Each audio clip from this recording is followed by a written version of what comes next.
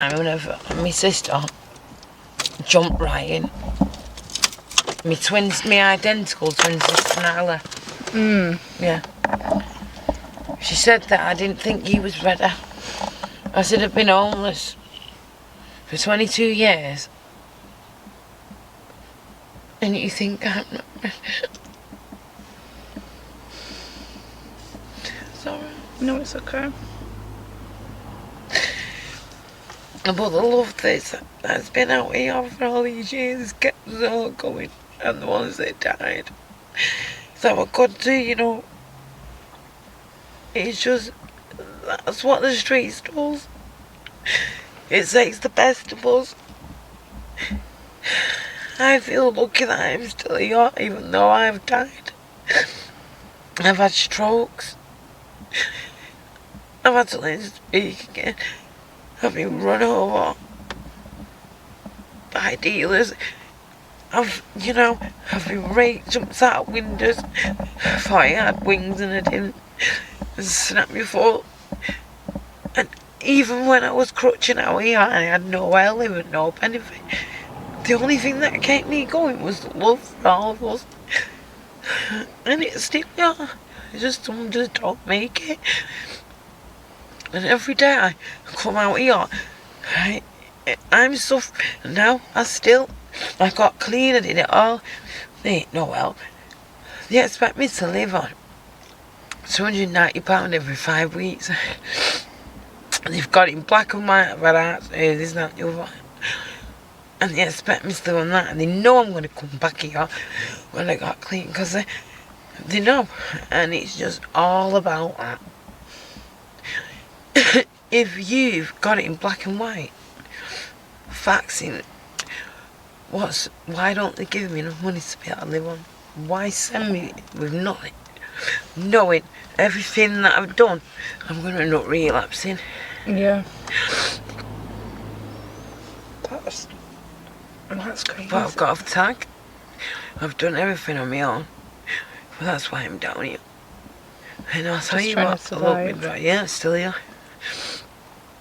I mean, we're still waiting for Pip. I had my heart surgery. I was. It's been going on for 7 years. Wow. And I'm still fucking not even got enough to live on. I've got to go down here. Back to everything that I used to do and got away from. And you're telling me that's just how it's meant to be. Something's going wrong. It's not fair, is it? It's not about fair when they need these, they say they need proof to give you what you're entitled to. They've got all the proof and I'm still not got nothing. And with all the professionals coming from the prison, to the hospital and the cardiologists and the consultants, to the doctors, to the signals, to universal credit, to the patient, to everything. And they're wondering why I'm down here. With all them people involved, what's going on? They should know, shouldn't they? There's something very bad going on. And you tell them when they did research off me when I was dying of endocarditis that they got enough. I did that for the people.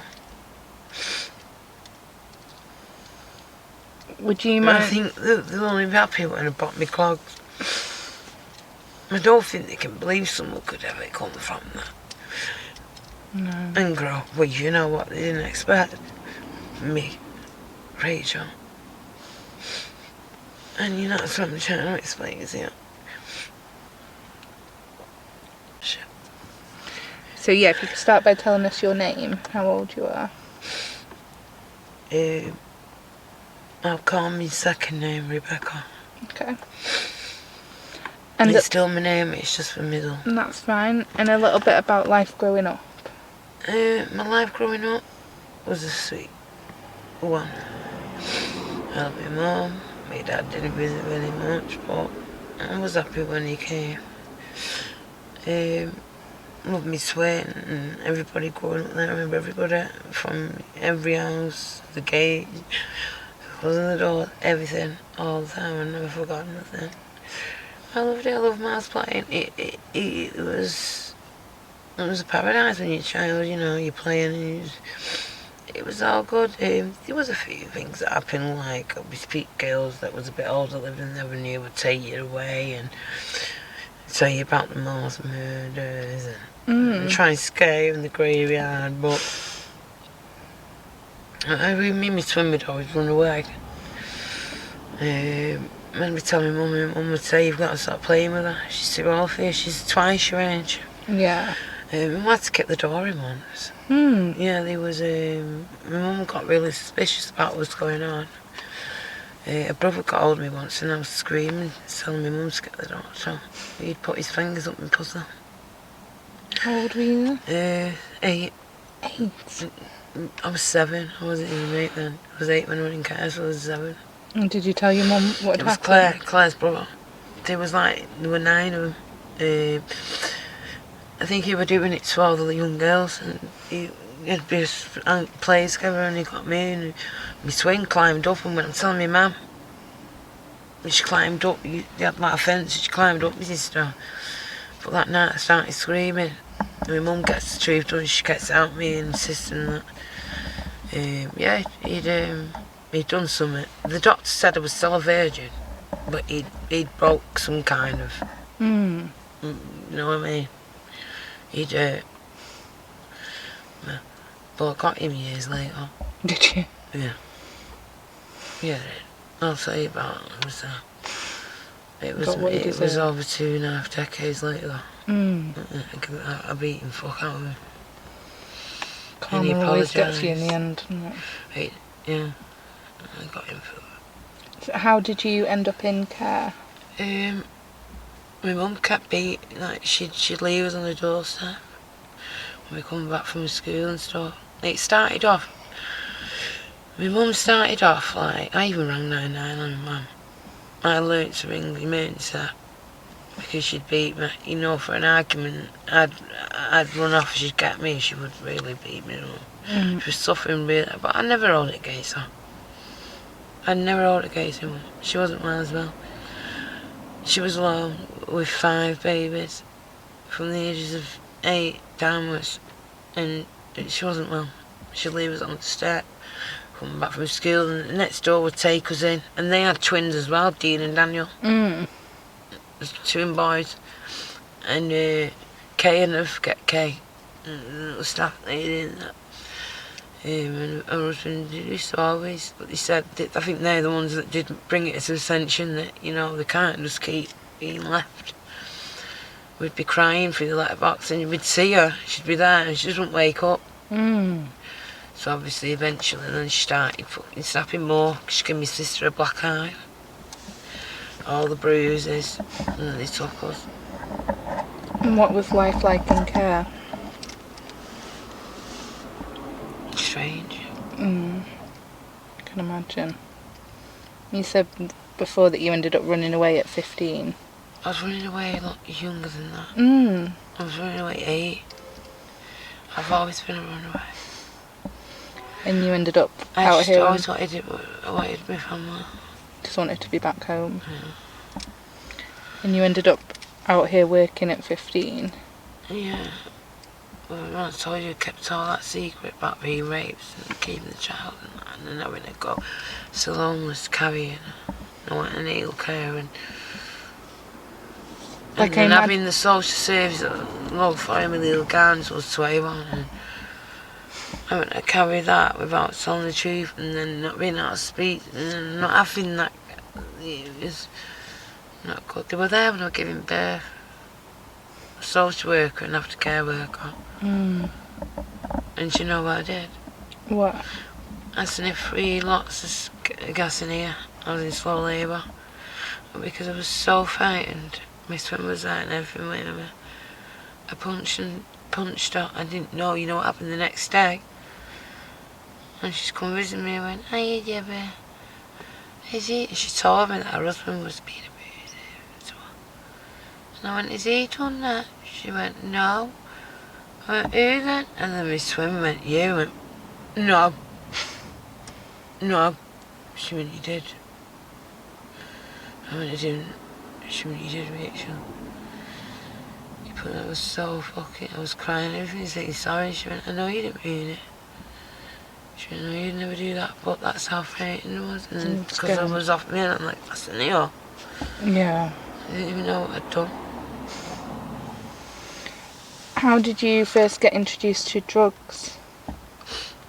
When I was homeless, I was always on the streets. And the things that are open at night, you'd obviously go there because there was people there. And you'd obviously start hanging out and honest with them and that. And just tell him how it is. And obviously just stay there and then obviously get introduced to whatever, innit? Yeah. Would you say you got addicted fairly quickly? No, not really. No, not really. It took quite a while. Mm-hmm. Like the first time I was stoned, I was vomited. Yeah. I didn't like it. But he said that's normal, have another one, and then that's when it hit me. It was just too overwhelming, the first one, not the second one, then I felt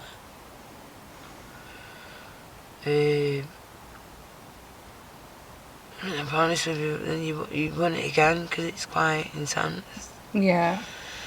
The first person that got me on that,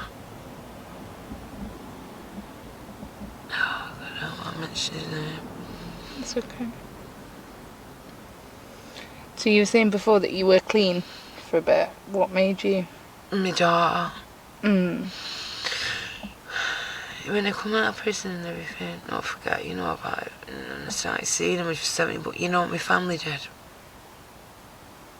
What? So we've been in care and everything. They started seeing my daughter when she was 17, not telling me. Mm. My twin asked me to come to her house, and I had to travel from the street, you know. Luckily, I had someone that took me, and halfway through, I was getting sick to my stomach. I said, I don't want to go. I thought, why is she making me come there? And she said, you need to sit down. I went, why? She went, I've got something to tell you. Promise me you're not going to kill me. I went, what? She went, promise? I went, no, tell me what? I can't see that. And then, you know, we're not explaining it. I said, what? She said, I've been seeing your daughter for years, and it's all you. And that was how we got. Feel alright. Mm-hmm. Yeah, I'm saying it's this stuff. How did you react to that?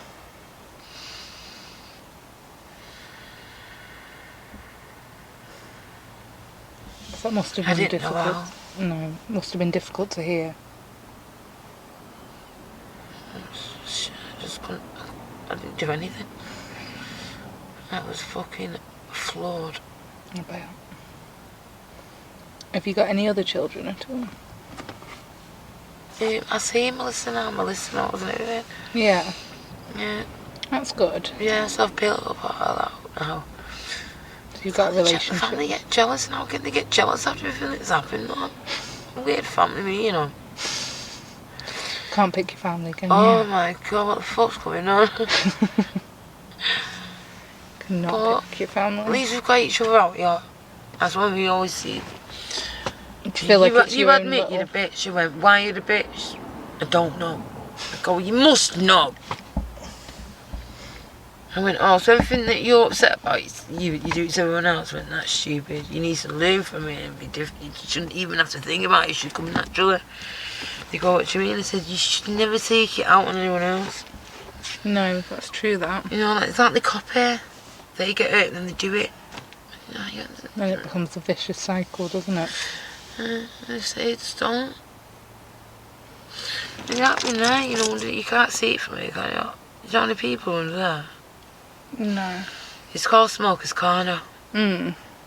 And that's why I call it. It means people get robbed and they hide in there. People are wanted and they hide in there. Make money and they hide in there. Smoke drugs and they hide in there. I know everything, and then you know what, it goes a bit like this. Survival. It happens, but When you start robbing your own, though, that's different. That's when it is. That's the worst then. And that's even going on in that corner. Saying them all. Where do you see yourself in 5 years' time? Or where would you like to be in 5 Oh, years? I'll be clean. I am clean now, you only do it. I'm gonna go now, Steve, and he'll go, what? And the minute he looks at me, he'll go, what? What? No. Don't even have to speak to me, nose. Be like, you alright though? Not done nothing, you know, I'll just tell him. I'll tell him, it's happening like that. Tell him everything. He knows everything. I don't have sex with him, he's not my fella. No. But we're telling him every okay then. Like, just like, really close. But sometimes he acts a bit immature and he's an old guy and I think, oh, now behave, you can't tell him off. I think, don't do that. you know what you're doing. Right, and I just move me for a few minutes and just thank him. And then he'll apologise. Because he knows what he's doing. Yeah. Because he knows what I'm going through and I'm very honest with him. And sometimes he plays up. And he shouldn't just. No. Alright, so that's what I mean, man. He's telling me on the end and he always comes on it. Because. Oh my god. You should talk to him. Wait a minute. Oi! Why? Oi! We can just do the last bit of this quick if you want. You'd like that bit then. Have you got any advice for people watching this? Yeah. For people, yeah. Don't ever think that you come here and you make money, it's shit. The rapes, the abuse, the attackers and everything. Do you know one thing never changed me? And that was I was pure, I was always real. There's too much face, too much. I've met it on my walk. Murders, everything, and it's beyond words. But what I want to say is don't ever come here, because it will ruin you. And thank God it didn't ruin me. There you go. Thank you. Keep smiling, be strong, and I'll sing a little song for you. When I came to the road, it was fucking new, not old. Every day was a present and I loved it. Let me tell you, when I look into the sky, it was above me. My name is Rachel, I sing like an angel. And let me tell you, my love comes from my heart. Let me tell you, it was always from the start. And I keep growing.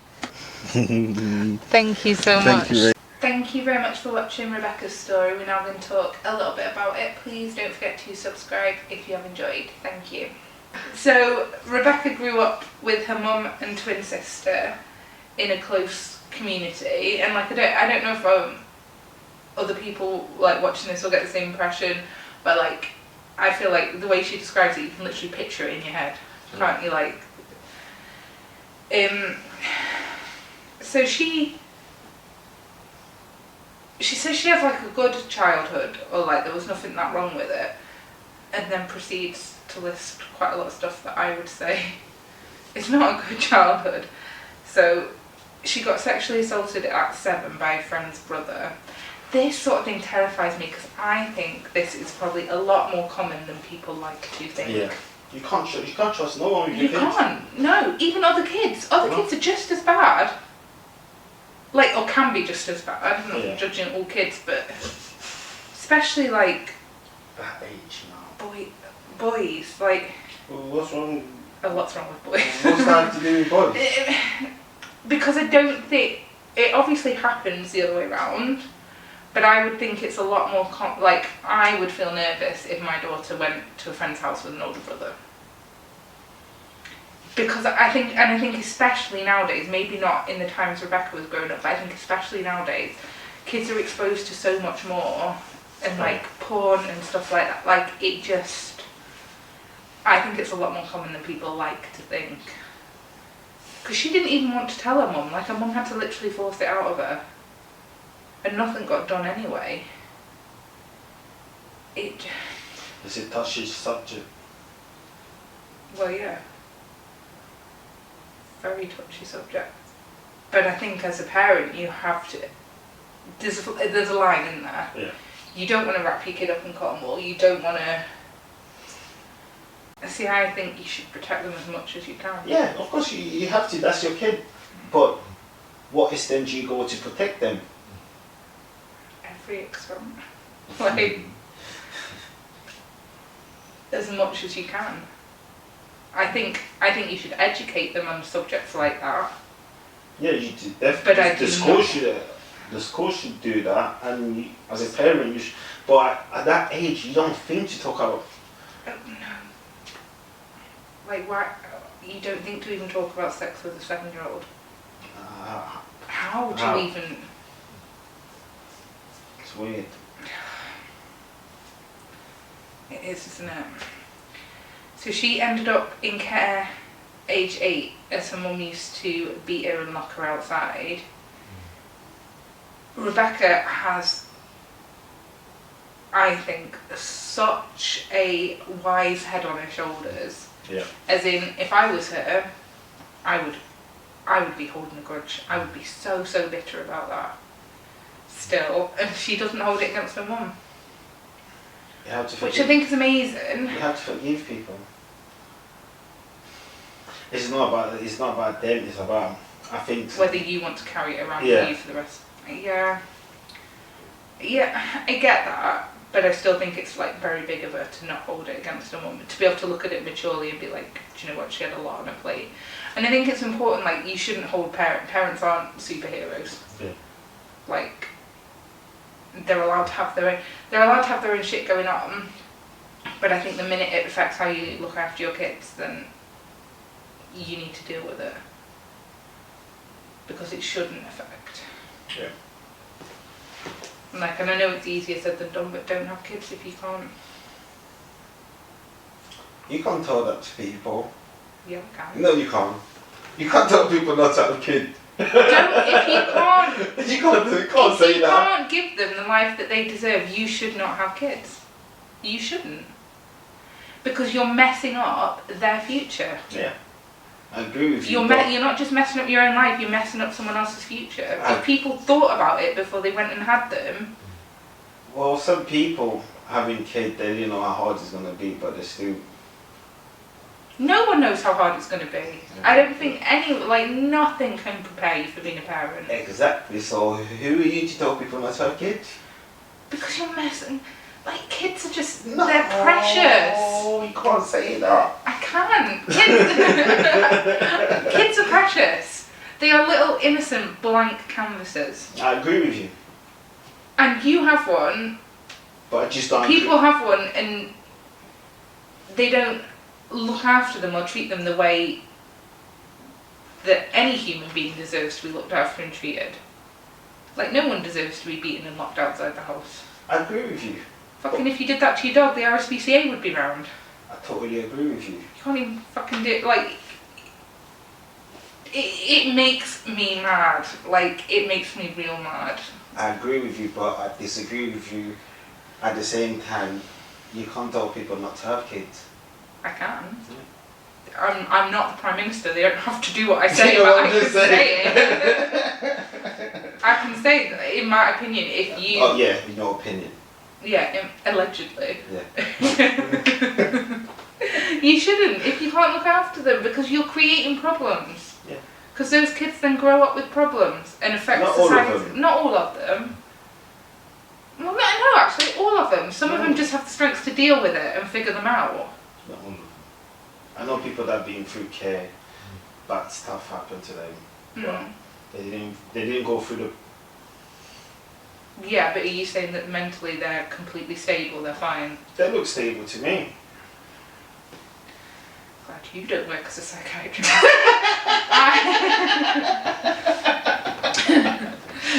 Your Honour, he looked stable. Don't know why he went out and murdered a bunch of people. Looked fine to me. I think it affects all children that go through that. I think it affects. I think some just deal with it better than others. Yeah. That, again, my opinion. And as you can imagine, having been with her mum and her sister till she was age 8, she found life in care strange. That's nothing that breaks my heart. Like imagining like an 8-year-old being, and I know social services majority of the time do it for the right reasons. Yeah. It just breaks my heart. Like you're taken from, even though it's a bad situation, you're taken from the only thing you know and being put in a strange place away from everyone. It just, yeah. And then she ended up pregnant and homeless. That's the hardest part. Pregnant now. I thought women should be priority in the You've got to always service. admire her strength, haven't you? Like being pregnant's hard enough. Being pregnant and homeless. Like you're not just trying to look after yourself, you're trying to look after your baby. It's being pregnant hard. I think experiences vary, don't they? But obviously, like for me, the main part was you're constantly worrying. Like, technically like 2 or 3 days in a month where you can get pregnant, so it's just bad timing on those accounts. What? Seriously? Yeah. Because of like ovulation and stuff, you can't get pregnant. Like I couldn't get pregnant any day of the month. There would only be a certain couple days. And then the woman knows them days, and You only know if you track it properly. If not, you probably would have no idea. But you can track it, and then you'd know. so that's easy then. Yeah. Because a lot of people do that with contraception now, don't they? Because they're sick of the hormones. You track your cycle, you know what days you should avoid having sex. And the other days you should be fine.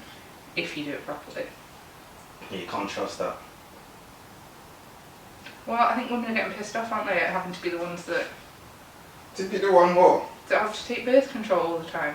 Oh, so it's guys' fault now, huh? It's guys' fault. It's Well, man's would fault. the majority of men, would they like to pump hormones into their body each month? But what are you talking about? I'm just saying. I'm saying why a lot of women now follow that. But it's not as safe as normal contraception. Because it obviously allows for error. Don't know. We'll move on from this. Yeah, we should. So she was pregnant and homeless.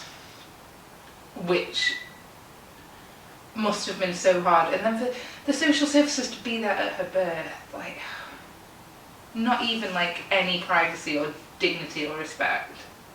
That's what they do. I know, and I know they're only doing it for the child's sake. But it must add a whole new level of stress onto already giving birth. Like, you're worrying that the minute you have this baby, they're going to take it away from you. Like, that must be so hard. But if you know it's good for the baby, It's like the people that you're doing something right. and I think it's more common in America than this country, isn't it? The people that get pregnant, like, obviously don't want it, and I think there'll be a massive increase now because you can't have an abortion, can you? Some state. In some states. Then like go pregnant full term and give the baby up for adoption. Like, hats off to them for doing that and knowing that they're going to give their child a better life. But what that must do to you, like, Especially as a woman. like, yeah, you've been carry growing, that, yeah. you've carried it for 9 9 months. months. That's part of you. And then given birth to then, and like I admire it because they're obviously they're doing it for the baby's sake, Yeah. but still. So she first got introduced to drugs on the streets because unfortunately the majority of homeless people are taking drugs. Yeah. So if you're homeless and not on drugs, you probably are going to be around that or You'll be exposed to it. Yeah. So she's been homeless for 22 years now. 22 years. It's such a long time. 22 years.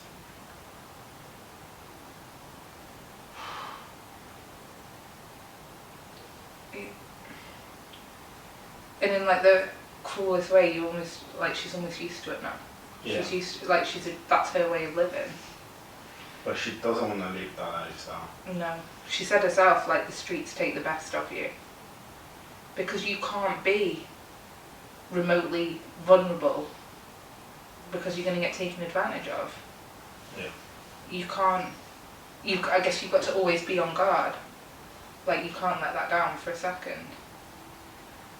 And the things that she's been through, she's been run over, raped, she's had to jump out of windows. That's scary, that. It's literally a fight for Scary. survival. And I think that's like something that a lot of people don't want to even think about, do they? They don't want to think that people like Rebecca are having to go through this stuff. No. And you just get to come home to your nice, comfy, warm house every night. But some people will argue she caused that. Some people say that she caused that, so And in a way she did, but it's the addiction.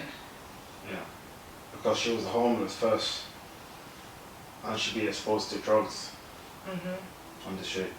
And she was homeless because the care system failed. Yeah. So she did get clean, but then relapsed because there was no support. There's no point to go rehab if he's not gonna have the But support when you leave the rehab. That's But the do you most not think important a lot of people have said this to us? Like, it's Yeah. not the getting clean that's hard. No. Well, it is hard, but like the hardest part is staying clean. It's staying clean.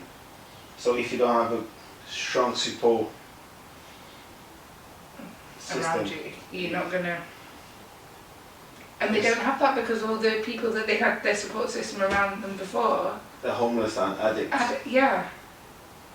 And So they get clean and then they have no one around them.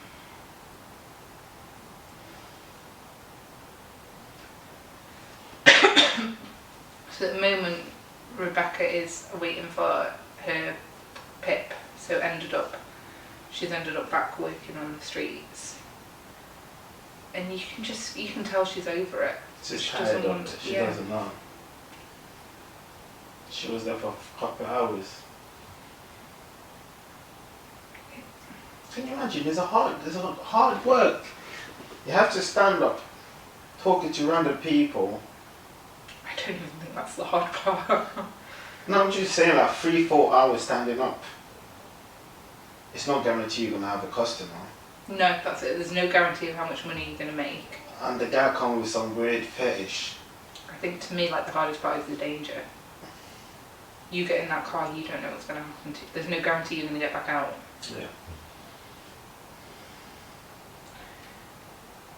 So she wants, in 5 years' time, she wants to be clean. I really hope. I hope she gets that. Yeah, I hope she gets. I hope, like, you can just tell, like, she deserves so much more in life. Yeah. She deserves it. She's been through hell. Like, she deserves some peace now. She does. Thank you very much for watching. We'll see you again next week. Please don't forget to subscribe if you have enjoyed.